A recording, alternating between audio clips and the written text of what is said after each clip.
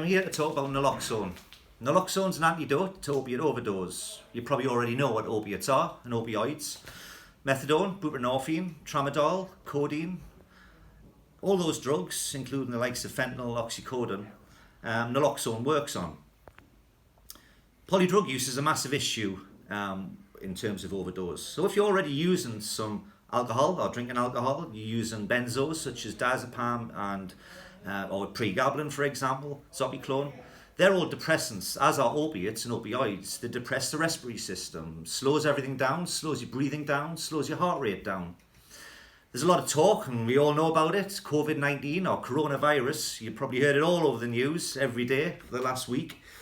That causes respiratory depression as well. It causes problems with lungs, respiratory tracts.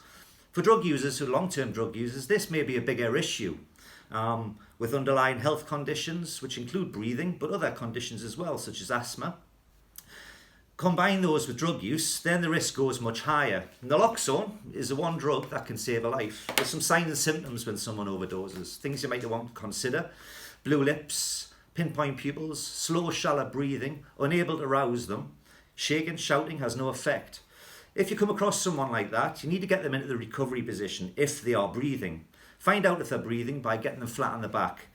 Get your ear up to their mouth, listen, look for their chest rising. If they're breathing, put them in the recovery position. If they're not breathing, leave them flat on the back because you may have to perform CPR. CPR with naloxone is 30 chest compressions to 2 breaths. Next, phone an ambulance. Critical. You must get an ambulance to the scene because the reversal when naloxone is used is temporary. It lasts for about 20 minutes and then the overdose is going to come back. You must call an ambulance. The kits look like this. You've probably already seen one. It's got a red tear-off strip down the side. You need to get one.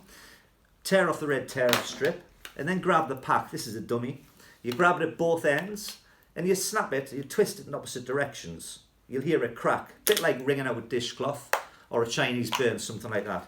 When you open it up, you'll see inside there's 2 needles, 1 barrel of naloxone and an instruction leaflet.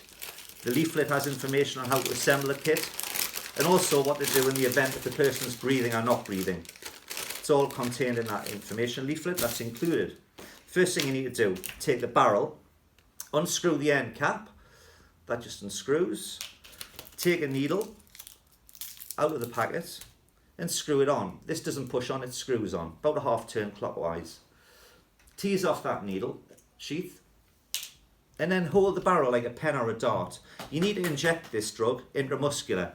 It goes straight into a muscle, straight through clothing. No need to expose skin. And we aim for this muscle here, the thigh muscle. You inject straight in at 90 degrees. On the side of the barrel there's 5 lines. You can see them on there, 1 to 5. That's 5 doses of naloxone. So your first dose is down to line number 1. Doesn't seem like much, but it's enough. In some cases, it may take more. After you've injected the first dose, you take it out of the muscle and you rest it back in that cradle. Naloxone takes around about 2 minutes to work. It's got to travel from that muscle to those receptors in the brain to boot off the opiates from the receptors to restore breathing.